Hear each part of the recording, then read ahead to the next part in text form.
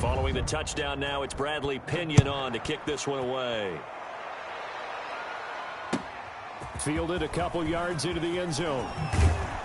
And ultimately cannot get this out to the 25-yard line as he's dropped at the 23. Take over 1st and 10 at their own 23-yard line.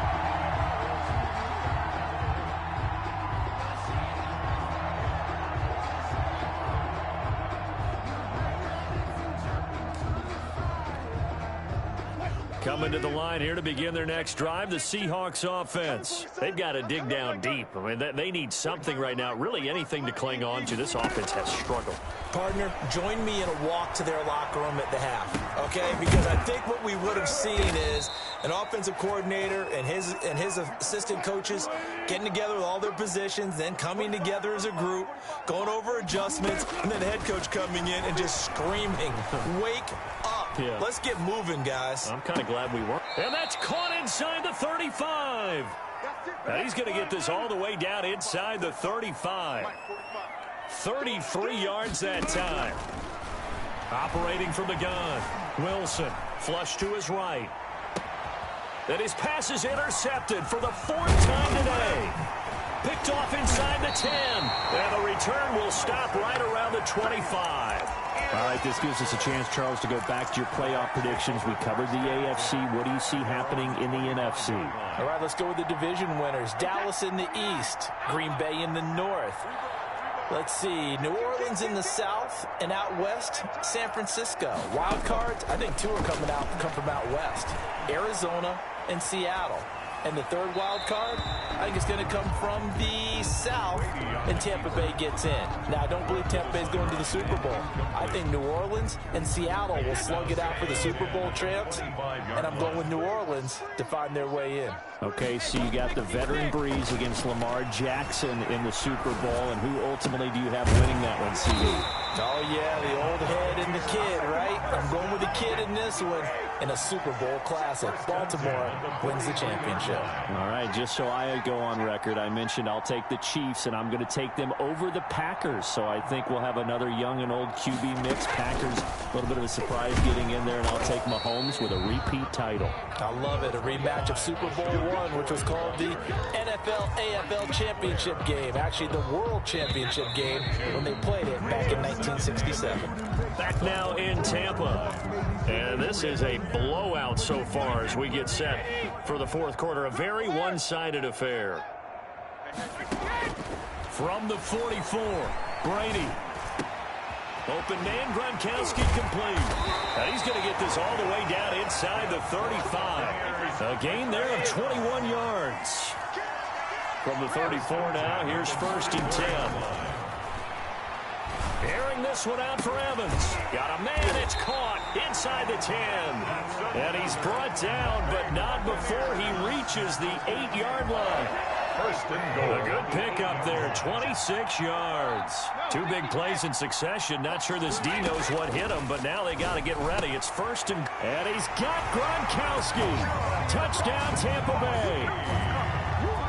8 yards on the touchdown pass. And this Buccaneer offense is running away with this one. They seemingly just continue to score at will. And as great as it's been for the offense, you got to feel for that defense down there. I love how you use the word will, because both teams came into the game with the will to win.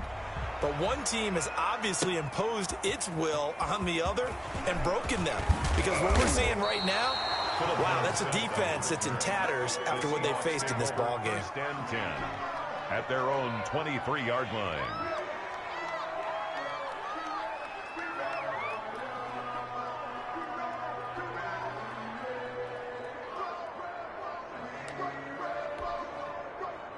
Coming to the line here to begin their next drive, the Seahawks offense. And there are parts of their last drive they'd like to emulate. Of course, they'd like to forget the inning, the interception. But they did put together. And my goodness, another interception. It's Devin White, the linebacker. And they take over. They'll set up shop at the 46-yard line. The Bucs take over 1st and 10 at the 46-yard line.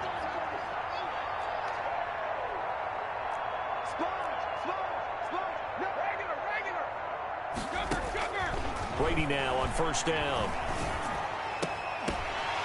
And that is incomplete. He couldn't hold on through the contact. Brings up second down. He did a fine job there of not hitting him before the ball arrived, and I've got to tell you, you can often mistime that play because of the angles of approach. When you're going to get him, sometimes you panic as well and think, I've got to be there right now. Instead, in this case, time. And this is caught inside the 5. And he just falls short down at the 1-yard line. First and goal. No let up in this passing game. They've been a well-oiled machine throughout. And actually saw a few guys on the sidelines at the end of the third quarter doing the old hold up 4 fingers college sign, meaning the fourth quarter is ours. And they certainly weren't kidding.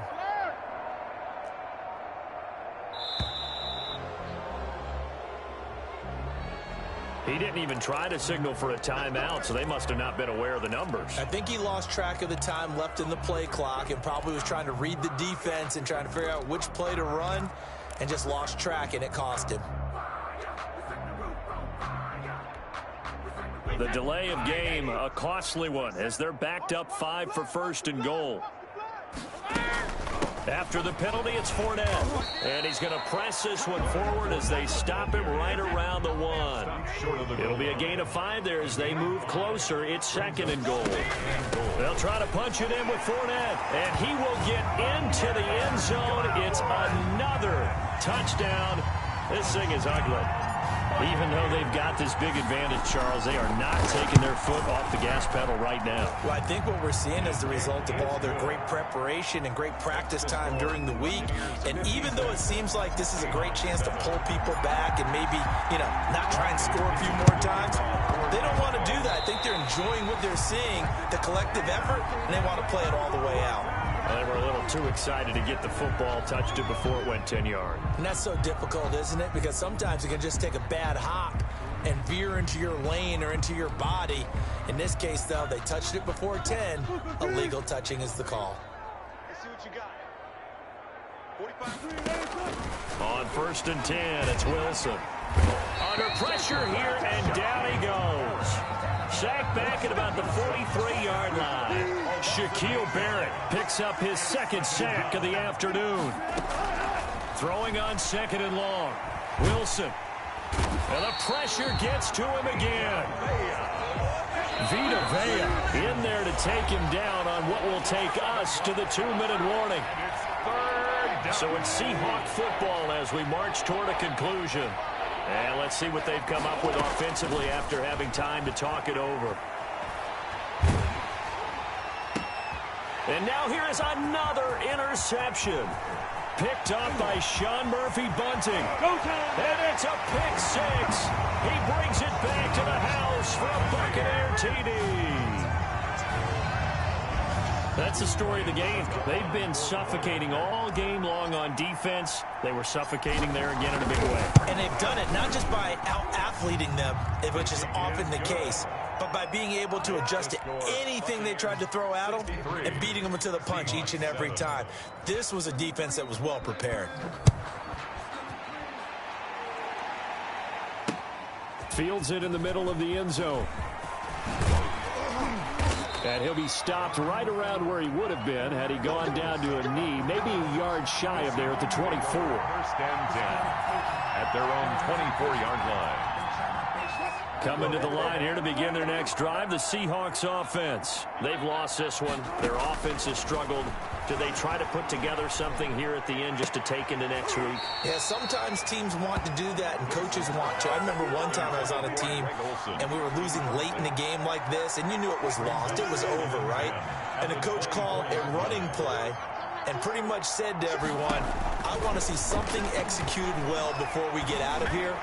And that was the message to the team. And my goodness, another interception. Carlton Davis picks it. And he'll take this across midfield and inside the 45. Yet another mistake after the interception there. And gosh, you look up at the scoreboard, they just got to be thinking this one cannot get over fast enough. It certainly can't. And also what happens when you get this big of a deficit, you're supposed to make all the right throws, right? You're supposed to try and obviously get the ball to your own guys. This is caught inside the 15. And they are going to score again. Yet another touchdown as they just add to their totals. So another score there. Often you talk about the three phases of the game: defense, offense, special teams. It's been a clean sweep in this one, hasn't it? It certainly has. They've been pretty dominant throughout this game. And privately, the head coach will add a fourth phase. That's the coaching. And he'll tell the ownership that as he tries to negotiate a new contract off of this win. They are looking strong here in the fourth quarter. And he'll wind up getting a couple extra yards here for his trouble and bringing it out of the end zone as he's down at the 27. First and 10.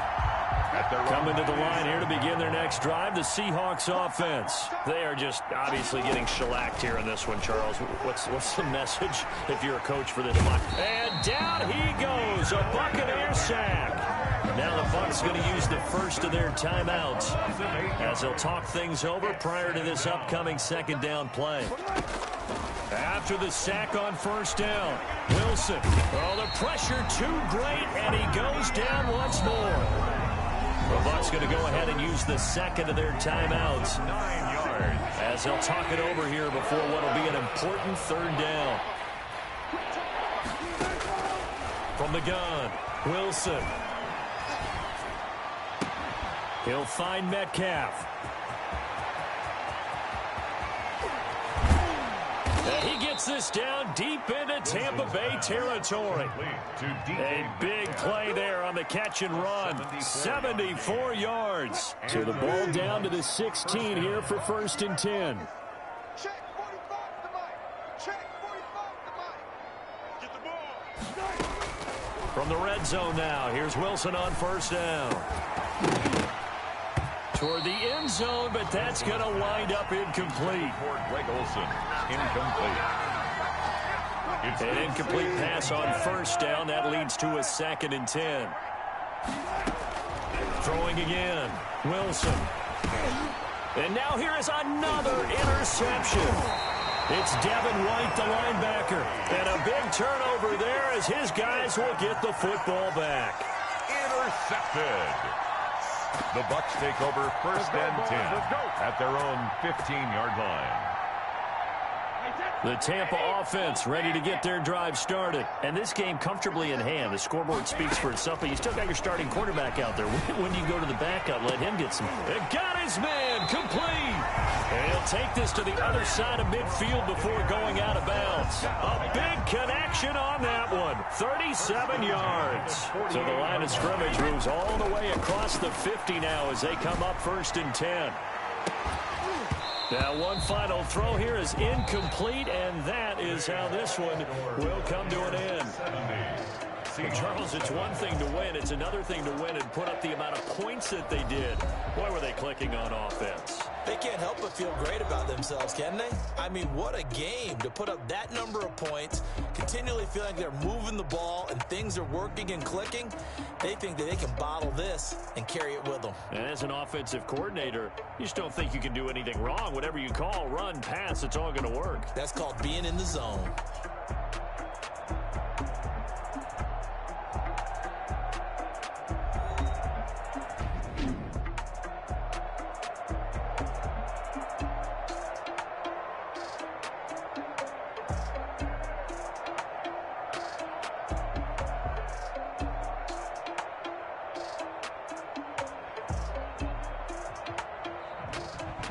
So that'll just about do it for Charles Davis. I'm Brandon Gaudin. You've been watching the NFL on EA Sports. For more, log on to easports.com.